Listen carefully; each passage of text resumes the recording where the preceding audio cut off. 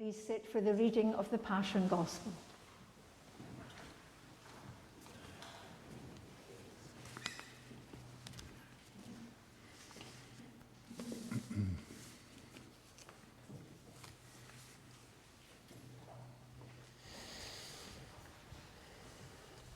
Hear the Passion of our Lord Jesus Christ according to Mark. It was 2 days before the Passover and the festival of unleavened bread. The chief priests and the scribes were looking for a way to arrest Jesus by stealth and kill him. For they said, "Not during the festival, or there may be a riot among the people." While he was at Bethany in the house of Simon the leper, as he sat at the table, a woman came with an alabaster jar of very costly ointment of nard, and she broke open the jar and poured the ointment on his head. But some were there who said to one another in anger, "Why was the ointment wasted in this way? For this ointment could have been sold for more than 300 denarii, and the money given to the poor." And they scolded her. But Jesus said, "Let her alone. Why do you trouble her? She has performed a good service for me. For you always have the poor with you, and you can show kindness to them whenever you wish. But you will not always have me. She has done what she could. She has anointed my body beforehand for its burial. Truly I tell you, wherever the good news is proclaimed in the whole world, what she has done will be told in remembrance of her." Then Judas Iscariot, who was one of the 12, went to the chief priests in order to betray him to them. When they heard it, they were greatly pleased and promised to give him money. So he began to look for an opportunity to betray him. On the first day of unleavened bread, when the Passover lamb is sacrificed, the disciples said to Jesus, "Where do you want us to go and make the preparations for you to eat the Passover?"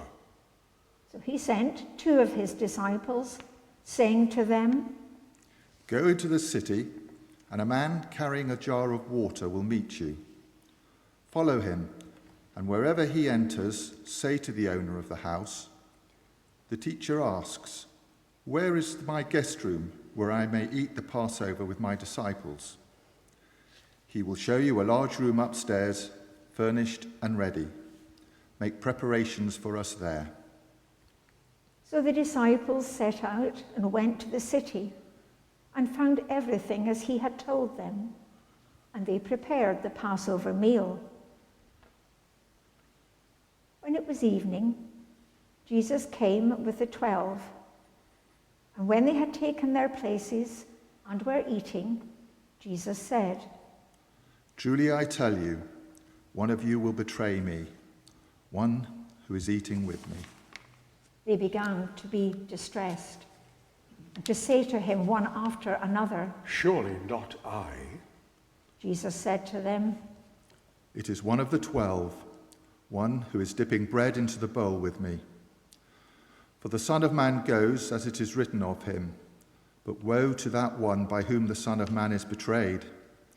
It would have been better for that one not to have been born." While they were eating, he took a loaf of bread, and after blessing it, he broke it, gave it to them, and said, "Take, this is my body." Then he took a cup, and after giving thanks, he gave it to them, and all of them drank from it. He said to them, "This is my blood of the covenant, which is poured out for many. Truly I tell you, I will never again drink of the fruit of the vine until that day when I drink it new in the kingdom of God."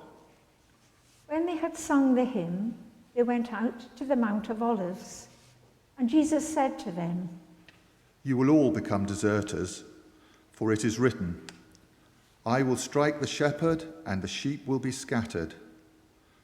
But after I am raised up, I will go before you to Galilee."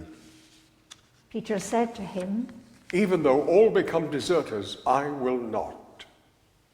Jesus said to him, "Truly I tell you, this day, this very night, before the cock crows twice, you will deny me 3 times. But Peter said vehemently, "Even though I must die with you, I will not deny you."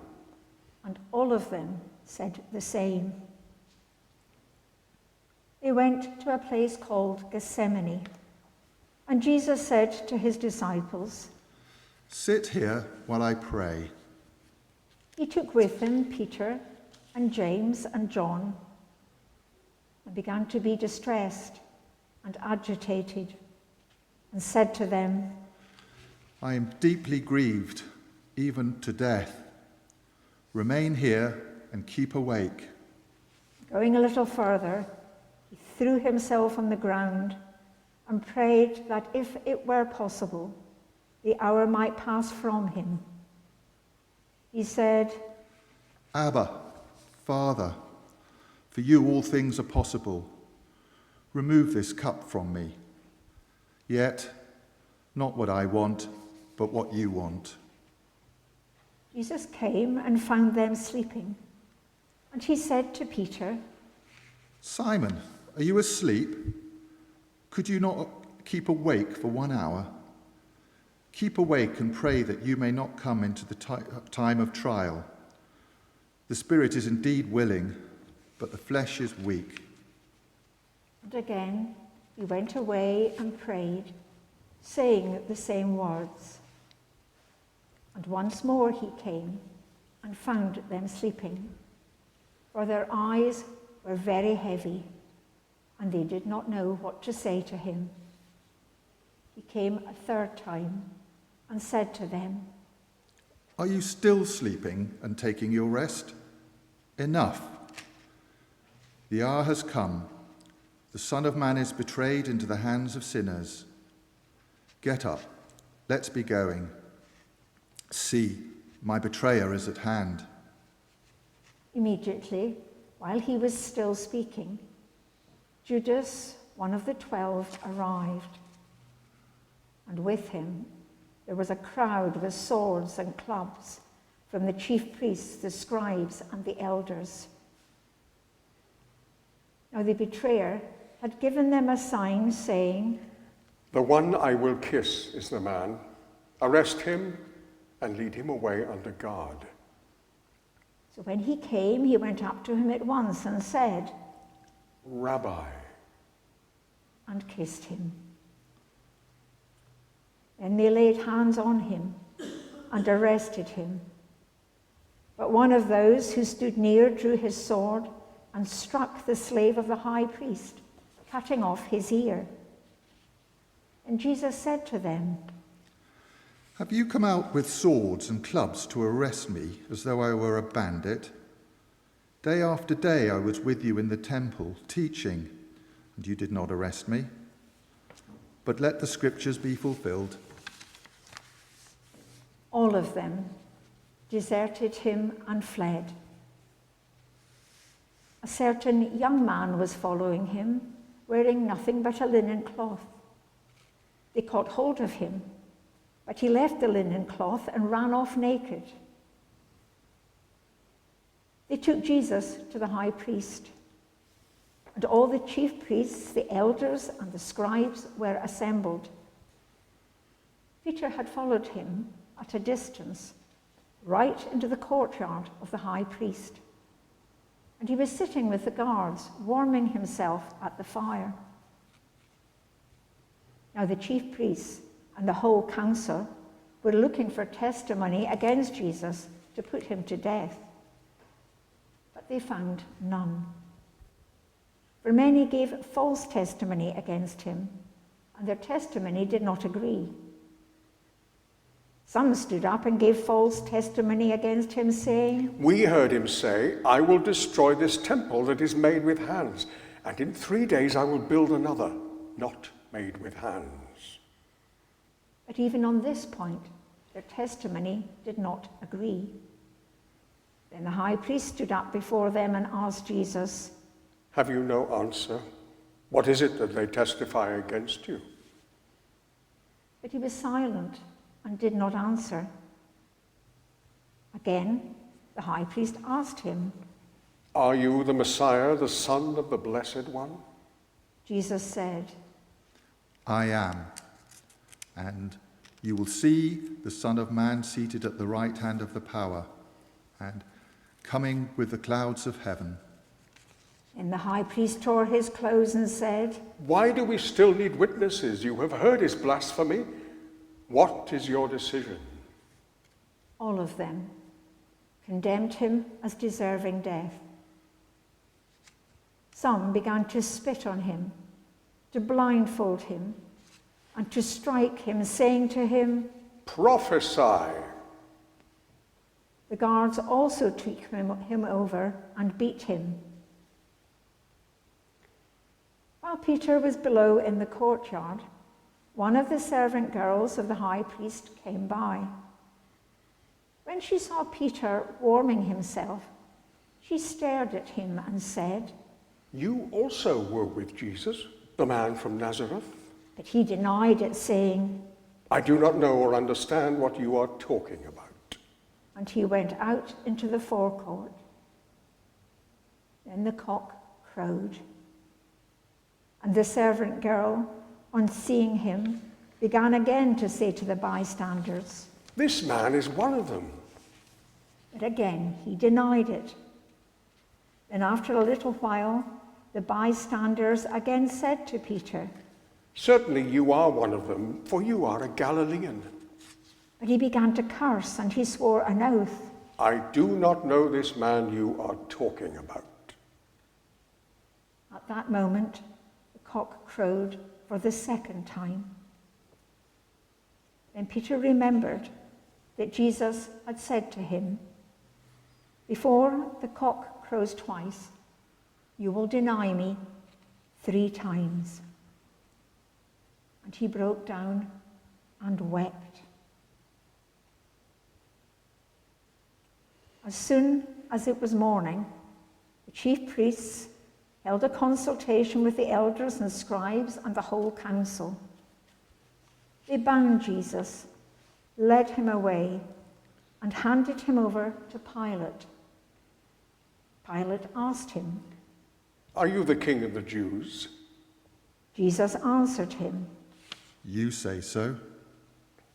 Then the chief priests accused him of many things. Pilate asked him again, Have you no answer?